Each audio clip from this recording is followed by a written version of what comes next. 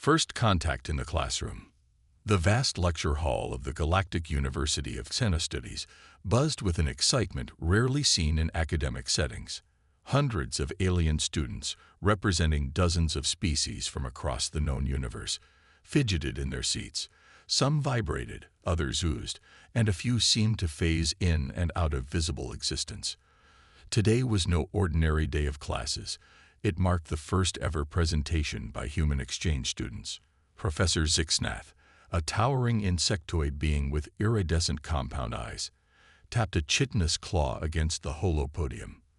The sound reverberated through the room, instantly quieting the chatter. Esteemed colleagues, Zixnath's translators hummed. Today we have the unprecedented opportunity to learn firsthand about a species that has long been the subject of rumors and speculation. Please welcome our human exchange students, Alexandra, Quaim, and Diego.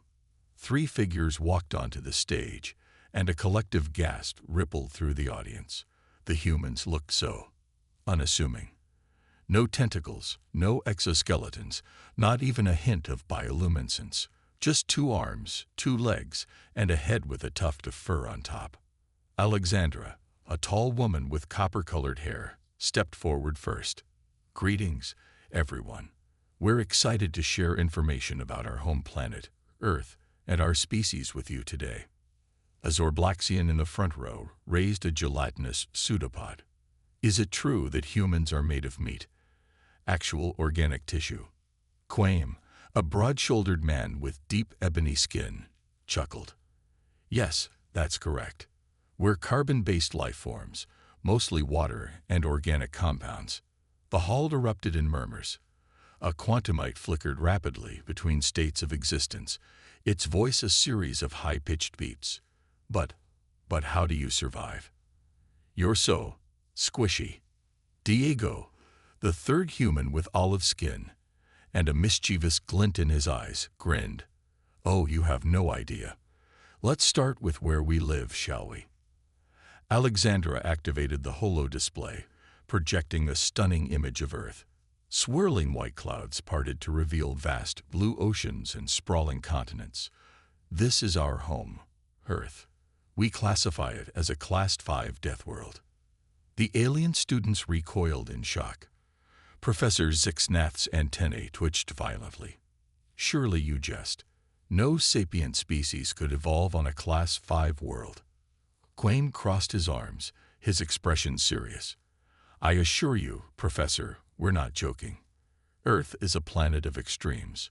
We have areas where temperatures regularly exceed 50 degrees Celsius, and others where they plummet below -50. Our planet experiences hurricanes, tornadoes, earthquakes, and volcanic eruptions. The holo display shifted, showing images of these natural disasters. The alien students watched in horror as entire cities were engulfed by dust storms, while others were swallowed by the sea. And that's just our planet trying to kill us, Diego added cheerfully. Wait until you hear about our wildlife. The next series of images showcased Earth's diverse ecosystems and the creatures that inhabited them. Lions taking down prey, venomous snakes striking, and great white sharks breaching the ocean's surface. A floatling student, its gas-filled body gently bobbing in the anti-grav field, squeaked, You live alongside such monstrous predators. Alexandra nodded. We do. In fact, for much of our history, we were prey to many of these creatures. It's only relatively recently, evolutionarily speaking, that we've become the apex predators on our world. The revelation sent shockwaves through the classroom. The idea that a species could evolve from prey to galactic travelers in such a short time was unprecedented. Quaim continued, but it's not just large predators we contend with. Some of our deadliest adversaries are microscopic.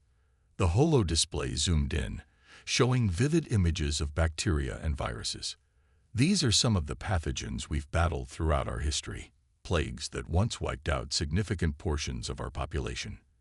A silicoid student, its crystalline structure glittering under the lecture hall lights, chimed in.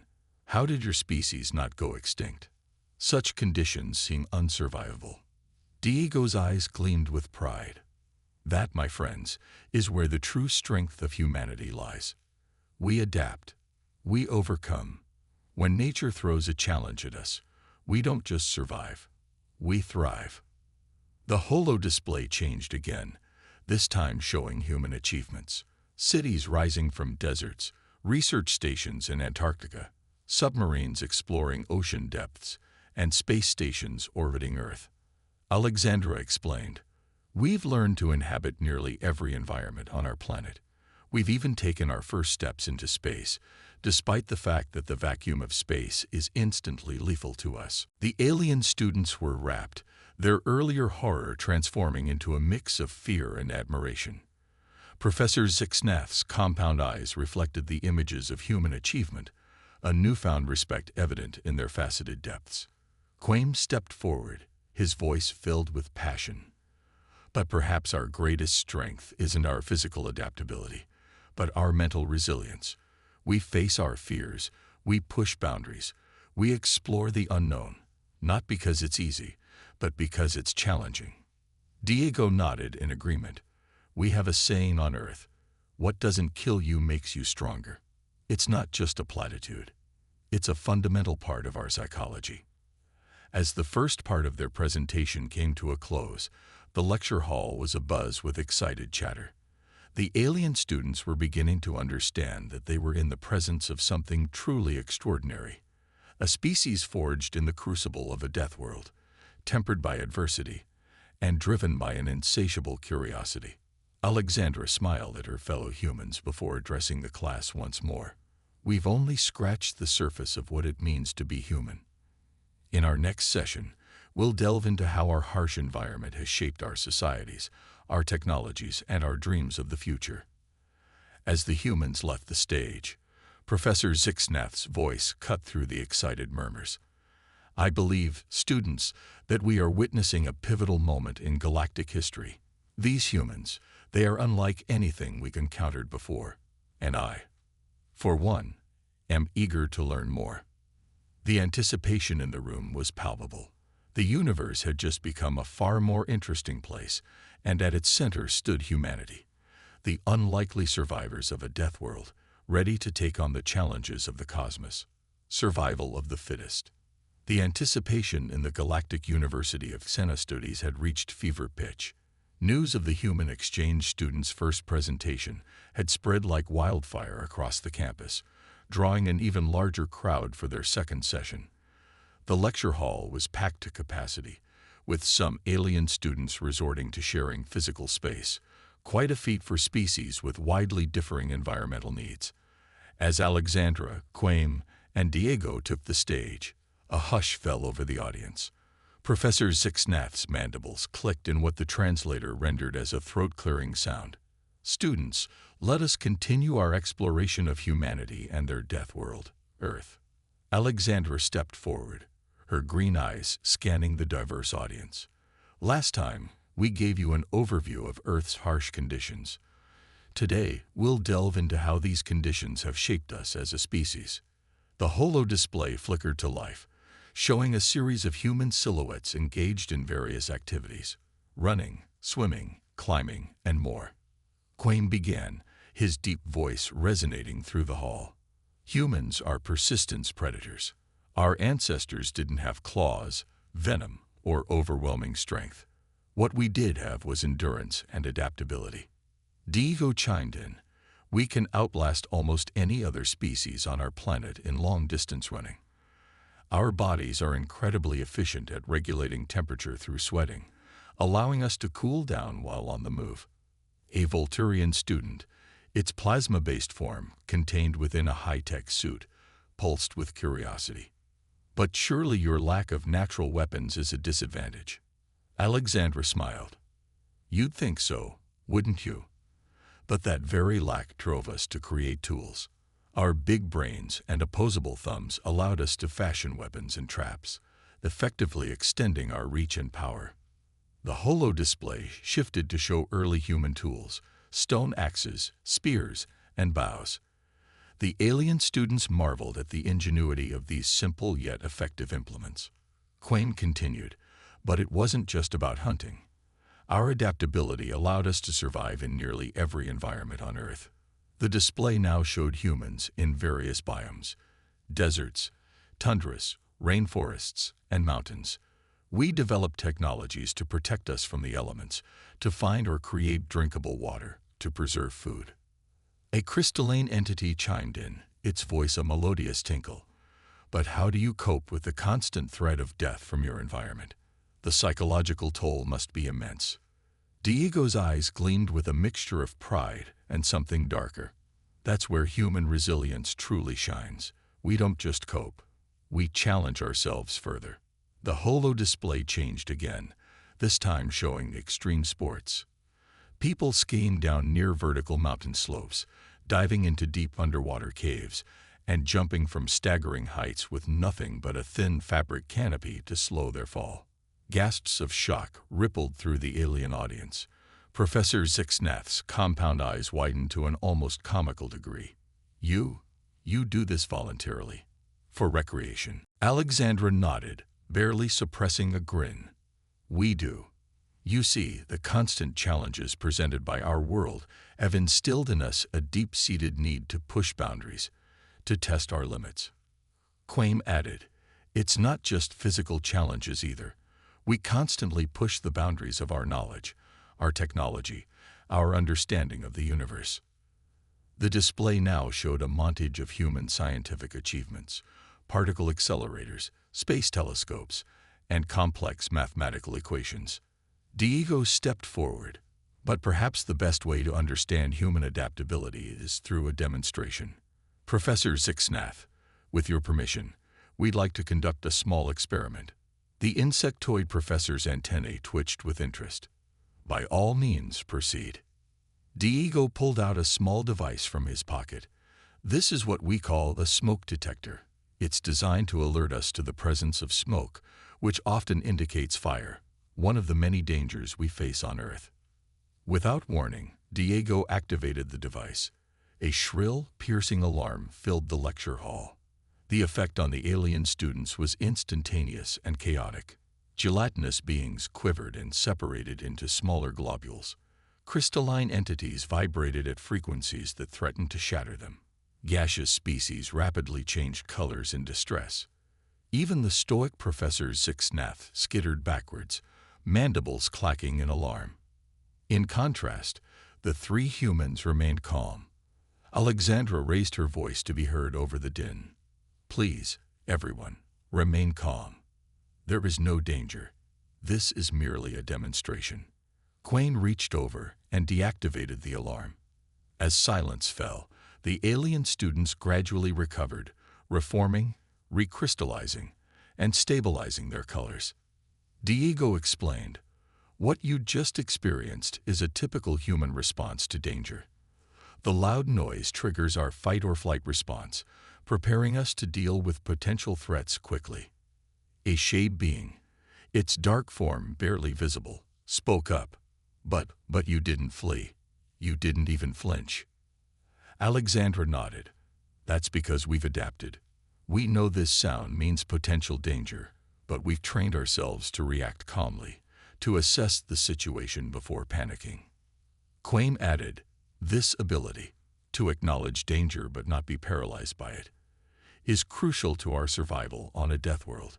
We feel fear, absolutely, but we've learned to use that fear, to channel it into action. The alien students were silent, processing this information. The idea of using fear as a tool rather than succumbing to it was revolutionary to many of them.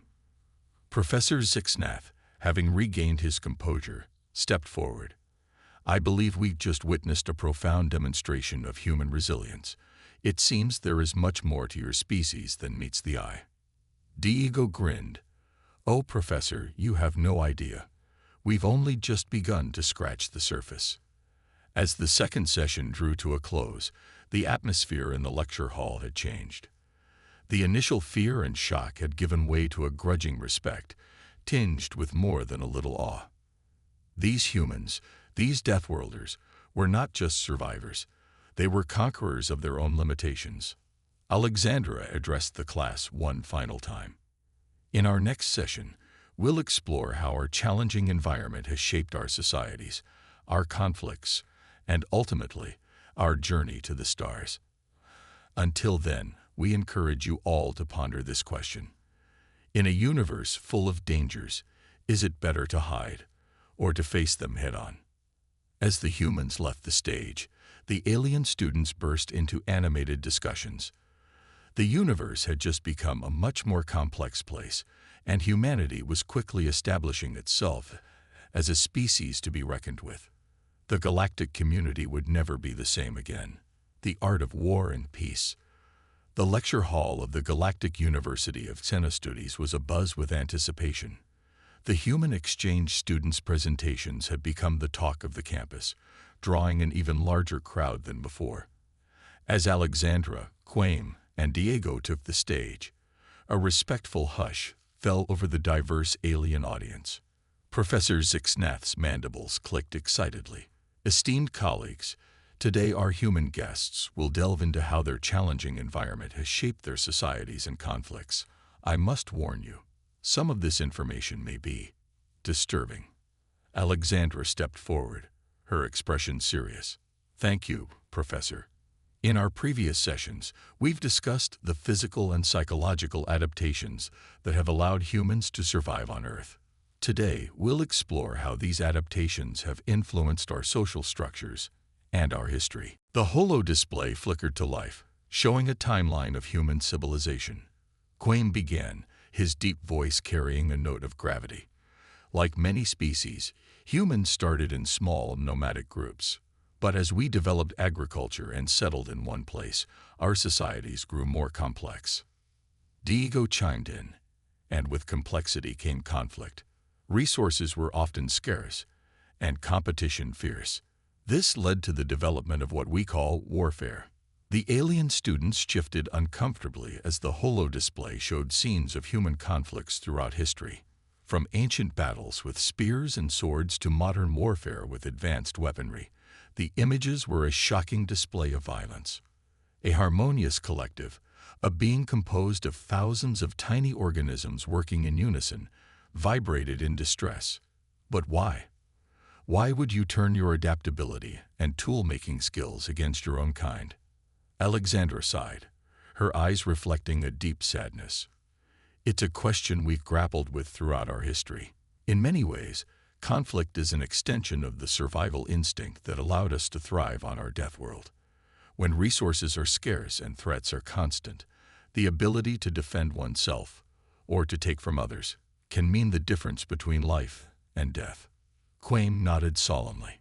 But it's important to understand that warfare is not the sum total of human interaction.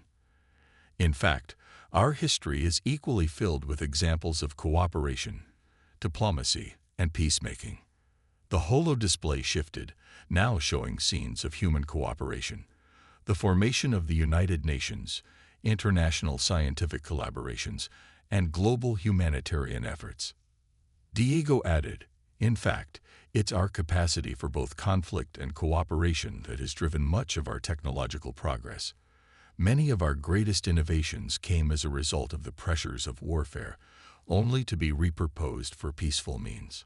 The display now showed a split screen. On one side, early aircraft engaged in aerial combat. On the other, modern passenger jets connecting distant parts of the globe. A quantum fluctuation being, its form a shimmering cloud of possibilities, pulsed with curiosity. But how do you prevent your species from destroying itself? The level of violence you're capable of seems unsustainable. Alexandra smiled wryly.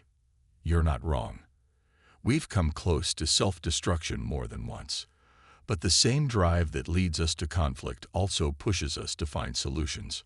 The holo display changed again, this time showing the signing of peace treaties, international courts of justice, and global disarmament initiatives. Quaim explained, we've developed complex systems of laws, both within our individual nations and on an international scale. We have organizations dedicated to maintaining peace and resolving conflicts diplomatically. Diego grinned. And let's not forget the role of culture and art in promoting peace.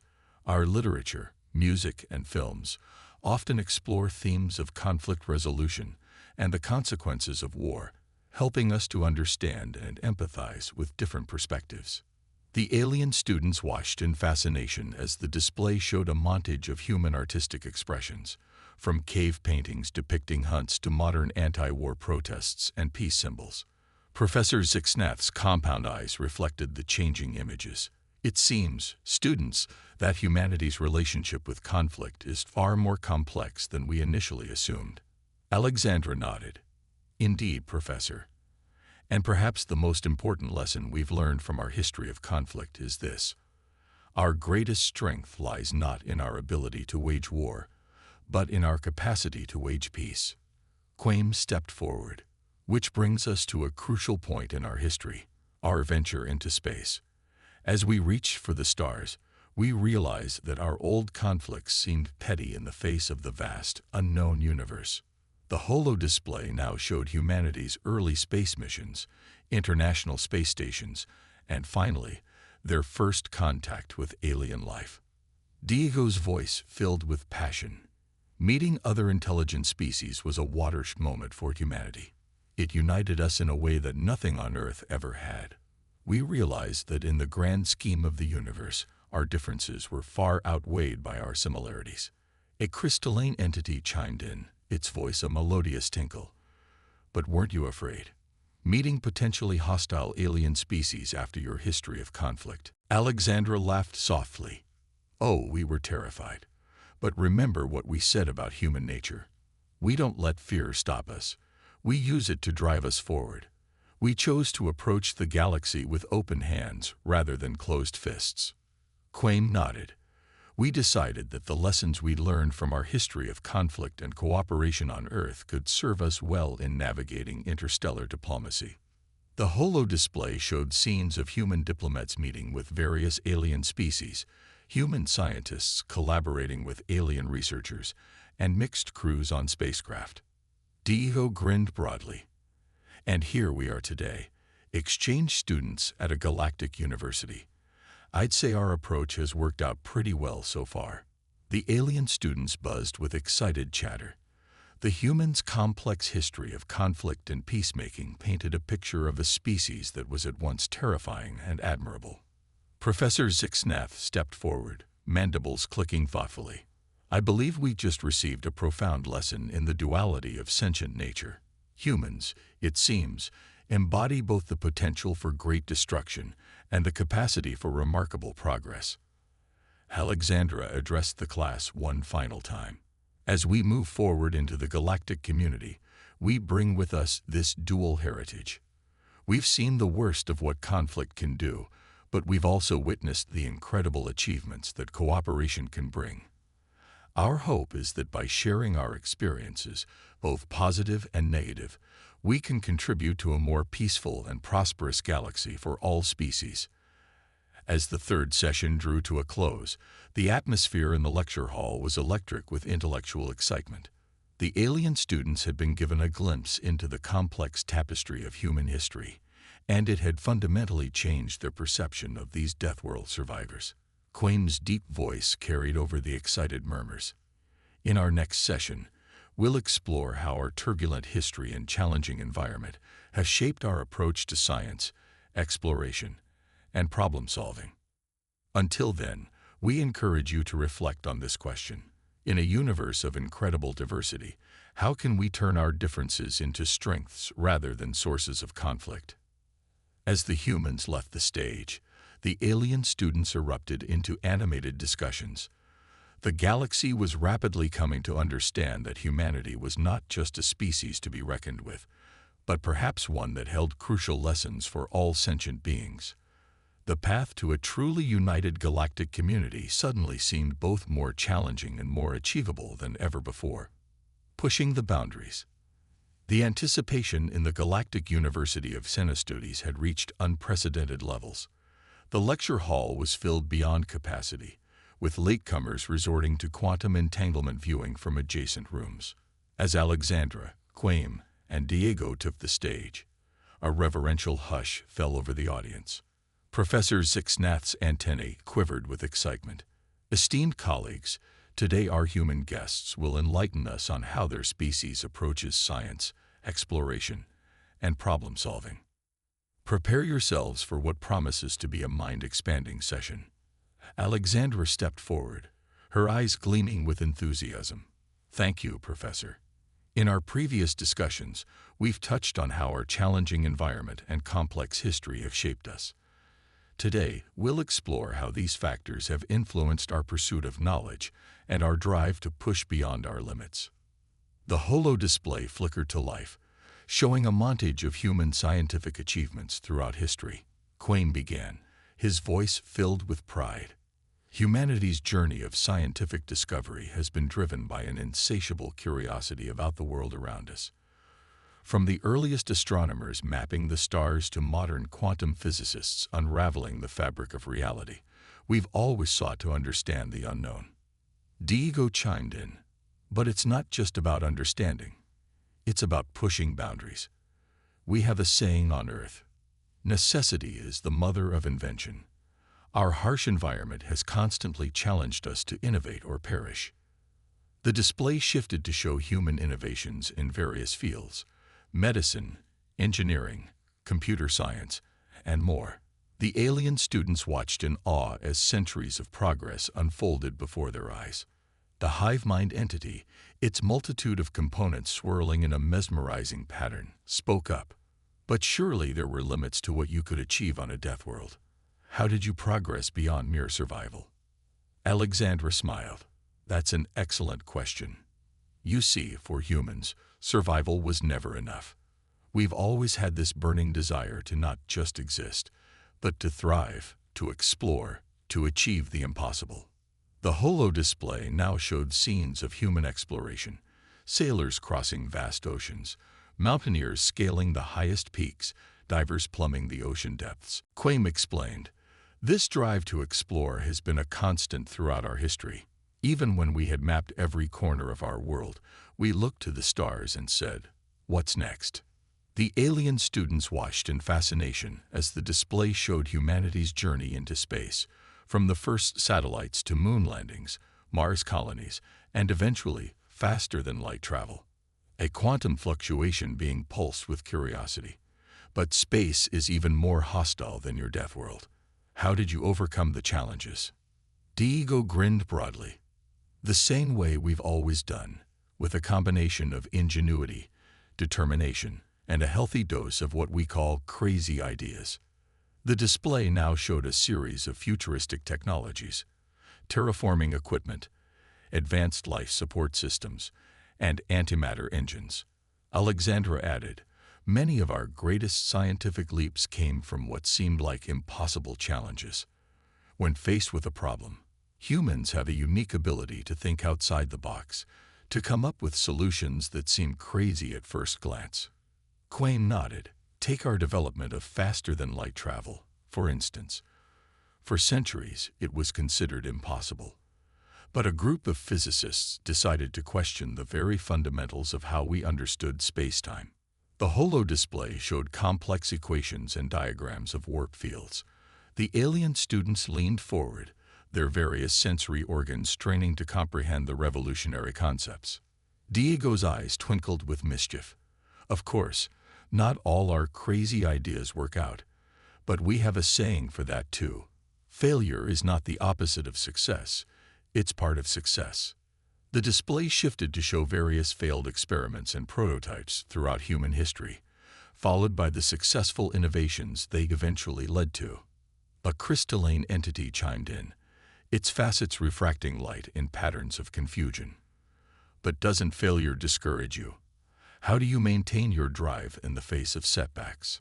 Alexandra's voice filled with passion. Failure doesn't discourage us, it challenges us. Each setback is a puzzle to be solved, a boundary to be pushed. It's in our nature to look at a failed experiment and ask, what can we learn from this? How can we do better next time? Quaim added, this attitude extends beyond just science and technology. It's part of how we approach every aspect of our lives. We're constantly seeking to improve, to go further, to be better than we were yesterday. The holo display now showed a series of human athletic achievements: record-breaking sprints, marathon swims, extreme sports that seem to defy the laws of physics. Diego grinned. We even turned self-improvement into a competition. We're always trying to run faster, jump higher, dive deeper, not because we have to, but because we can. Professor Zixnath's compound eyes widened in amazement. It seems, students, that humanity's greatest strength may be its refusal to accept limitations. Alexandra nodded. That's a good way to put it, Professor, but it's important to understand that this drive doesn't exist in a vacuum. Our greatest achievements have always come through collaboration, through combining diverse perspectives and skills. The display changed once more, showing international scientific collaborations, multinational space missions, and global research networks. Quame's voice carried a note of pride. As we ventured into the galactic community, we've brought this collaborative spirit with us. We're eager to learn from other species, to combine our crazy ideas with your unique perspectives. Diego added, after all, if we can achieve so much on our own, imagine what we can do together. The alien students buzzed with excitement. The humans' approach to science and exploration was radically different from anything they had encountered before. It was chaotic, risky, and often seemed illogical. But the results were undeniable. Alexandra addressed the class one final time. As we continue to push the boundaries of what's possible, we invite all of you to join us.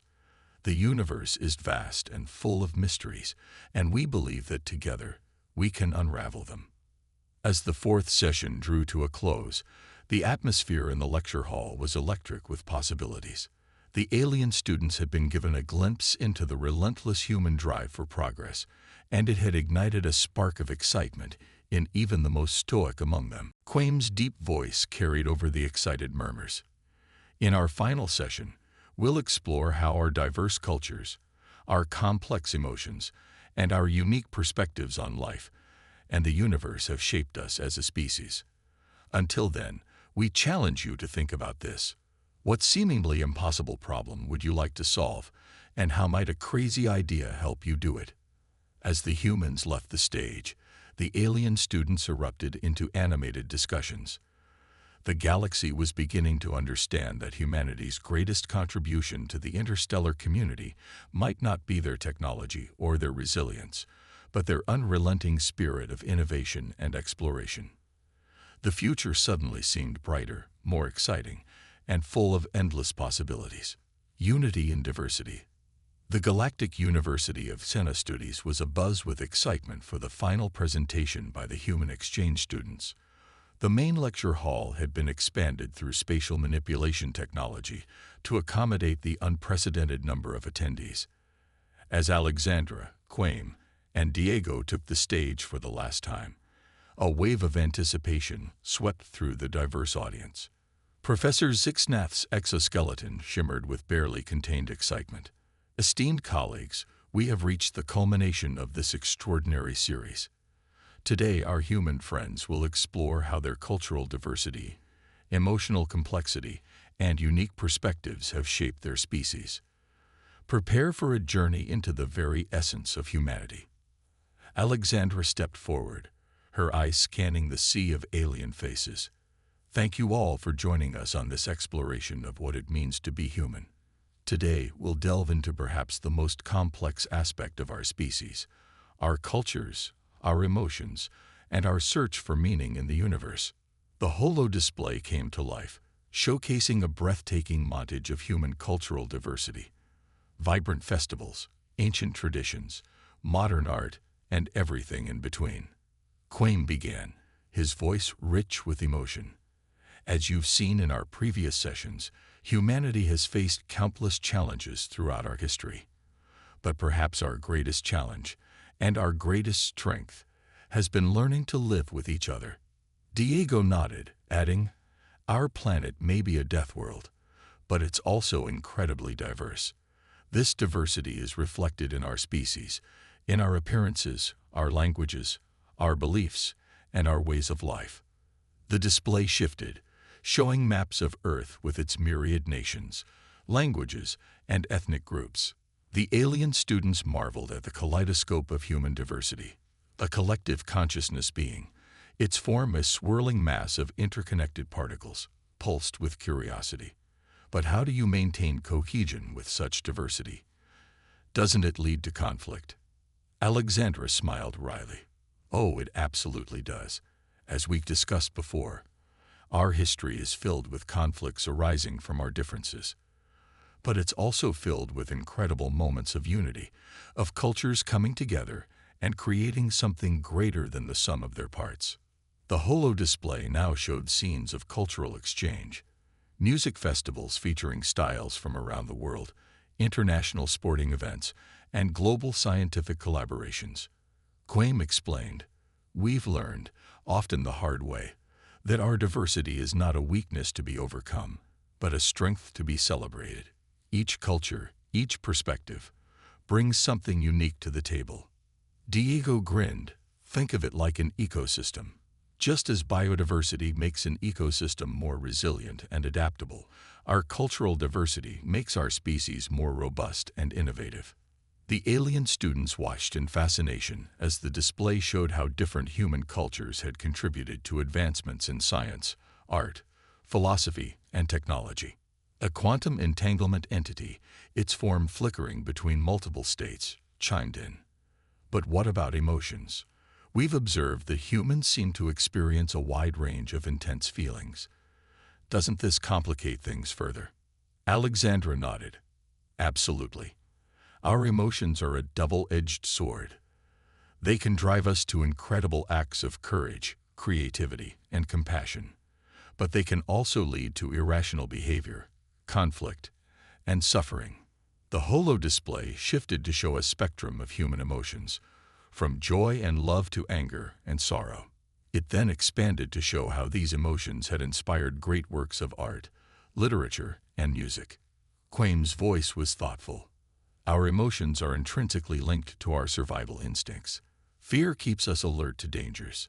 Love bonds us together in supportive groups. Curiosity drives us to explore and innovate. Diego added, "But we're not slaves to our emotions. One of humanity's greatest achievements has been learning to understand and manage our feelings.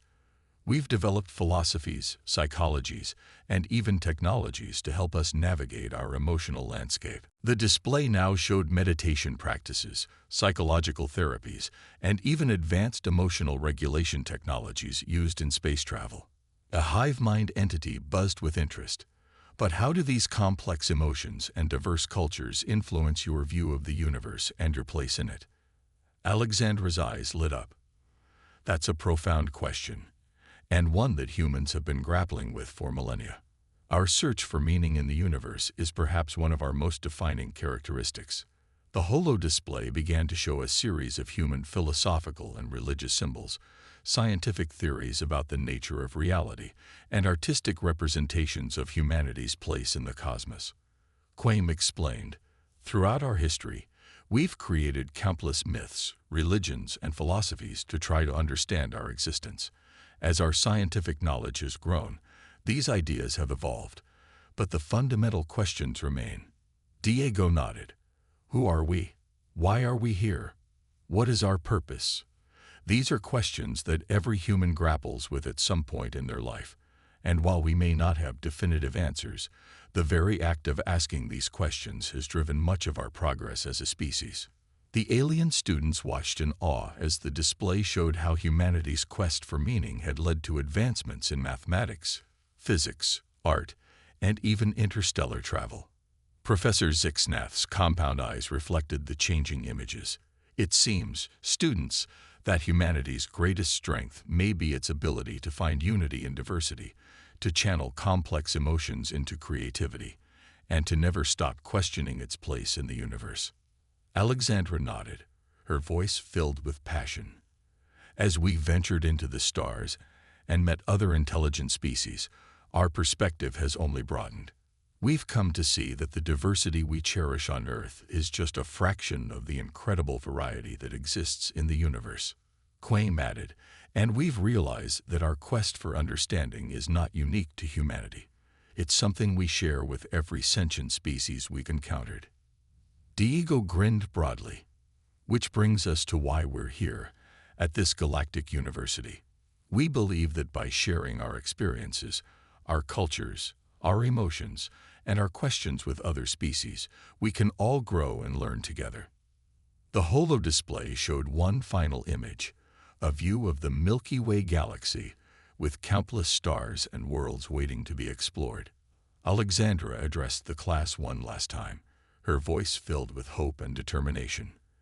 As we stand here today, at the threshold of a new era of galactic cooperation, we invite all of you to join us in our never-ending quest for knowledge, understanding, and meaning. Together, we can unlock the secrets of the universe and forge a future brighter than any single species could achieve alone. As the final session drew to a close, the atmosphere in the lecture hall was one of profound inspiration. The alien students had been given a glimpse into the heart of humanity, with all its complexity, contradictions, and boundless potential. Quame's deep voice carried over the awed silence. We've shared with you the story of humanity, our struggles, our triumphs, our hopes, and our dreams. But this is not the end of the story. It's just the beginning of a new chapter, one that we'll write together with all the species of our galactic community. Diego added, his eyes twinkling.